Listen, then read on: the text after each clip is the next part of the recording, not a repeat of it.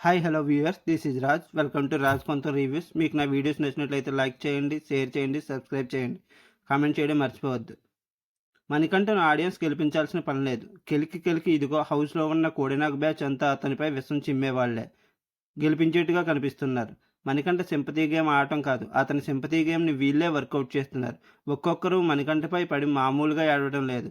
వీళ్ళకి ఆడటం చేత కావడం, సింపతి గేమో ఇంకో గేమో ఏదో చేస్తున్నాడు, కంటెంట్ ఇస్తున్నాడు. అతనిపై పడి ఏడవడమే వీళ్ళ ఆటగా మారింది బిగ్ బాస్ హౌస్లో. నాగార్జున ముందే ఇదే చేశారు నేటి ప్రోమోలో.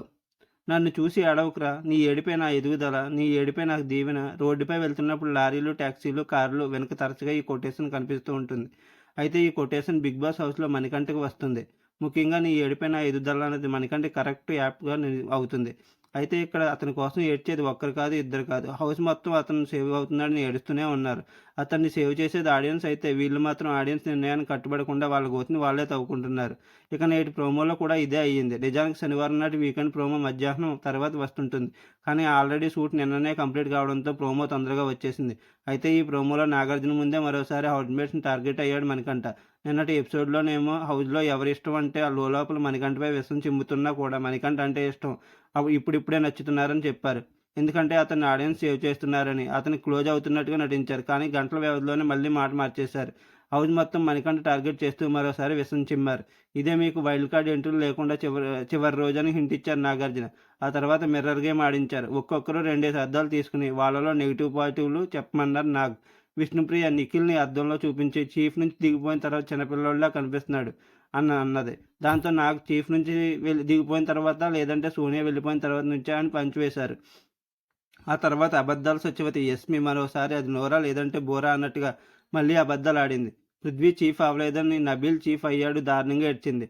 అదే విషయం నబీల్ ప్రస్తావించడంలో, లేదు సార్, నబీల్ మెగా చీఫ్ అయ్యాడని ఏడవలేదు, నాకు ఇంగ్లీష్ రావడం లేదని ఏడ్చాను అంటూ అబద్ధం ఆడింది. ప్రేరణ దొంగదారిలోనైనా పృథ్వీని గెలిపించాలని విషం చిమ్మింది యస్మి.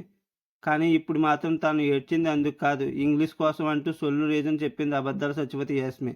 ఇక వీకెండ్ వచ్చేసరికి గతంలో అఖిల్ సార్థక్ మాదిరిగా నాగార్జున ముందు తెగ నటించేస్తాడు నాగమణికంఠ.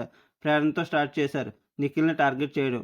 అయితే ప్రేరణ చెప్పిన పాయింట్లో క్లారిటీ ఉంటుంది. ఆమె లోపల ఒకటి పెట్టుకుని పైకి ఒకటి మాట్లాడుతుంది కాబట్టి మణికంఠ గురించి ఏదైతే అనుకుంటుందో అదే చెప్తుంది. అయితే మణికంఠ టాప్ ఓటింగ్లో ఉన్నాడని బిగ్ బాస్ చెప్పినప్పటి నుంచి అతన్ని ఎలిమినేట్ చేసేయండి బిగ్ బాస్ అని చేతతో కలిసి గొంతు కలిపింది. ఇప్పుడు నాగార్జున ముందు కూడా అందరూ అతను ఫీల్ అవుతున్నప్పుడు షోల్డర్ ఇస్తారా అని అన్నది. ఆ తర్వాత విష్ణుప్రియ ఇతనికి స్వార్థం తప్ప ఇంకేమీ పట్టదు అని అన్నది. ఆ తర్వాత సీజన్ 8 పెద్ద శుద్ధపూస నిఖిల్ కూడా మణికంఠ స్వార్థంగా ఆలోచిస్తాడని అన్నాడు. అంతా బాగానే ఉంది, కానీ మణికంఠ ఏడుస్తుంటే వాదార్చడం అనేది మనిషి పుట్టినోడు ఎవడైనా చేస్తాడు. ఓ మనిషి ఏడుస్తుంటే వాదార్చడం అనేది సాటి మనిషిగా ఎవరైనా చేస్తారు. అది కాకుండా హౌస్లో ఉన్న వాళ్ళు మణికంఠ కోసం ఏం చేసేశారు అనే దానికి మాత్రం సమాధానం లేదు. అనర్హుడు ఎవరు అంటే మణికంఠ, నామినేషన్లో ఎవరు అంటే మణికంఠ. వరుసగా 5-6 వారాలు ఎక్కువగా నామినేషన్ పడింది అతనికి. చీఫ్గా ఎవరిని తప్పించాలంటే మణికంఠ, గేమ్ నుంచి ఎవరిని తప్పించాలి అంటే మణికంఠ, ఎవరిని ఎలిమినేట్ చేద్దామంటే మణికంఠ. హౌస్ మొత్తం మూకుమ్మడిగా అతన్ని టార్గెట్ చేయడం ఎంత నిజమో, అతను సింపతి గేమ్ ఆడుతున్నాడు అనేది కూడా అంతే నిజం. అయితే అతను సింపతి గేమ్కి బలాన్ని ఇస్తుంది మాత్రం ఈ హౌస్లోని వాళ్ళే. యస్మి ఒక్కరే కాదు, ఇప్పుడు హౌస్లో వాళ్ళంతా మనీ వెళ్ళిపోవాలనే కోరుకుంటున్నారు. మాట్లాడితే మేమంతా అతనికి సపోర్ట్ చేస్తున్నాం అనే వాళ్ళు చెప్పుకోవడం తప్పితే ఆడియన్స్కి మాత్రం అది కనిపించడం లేదు. అందుకే మనకి సపోర్ట్ చేస్తున్నారు. మీకు నా వీడియో నచ్చినట్టయితే లైక్ చేయండి, షేర్ చేయండి, సబ్స్క్రైబ్ చేయండి. Thank you.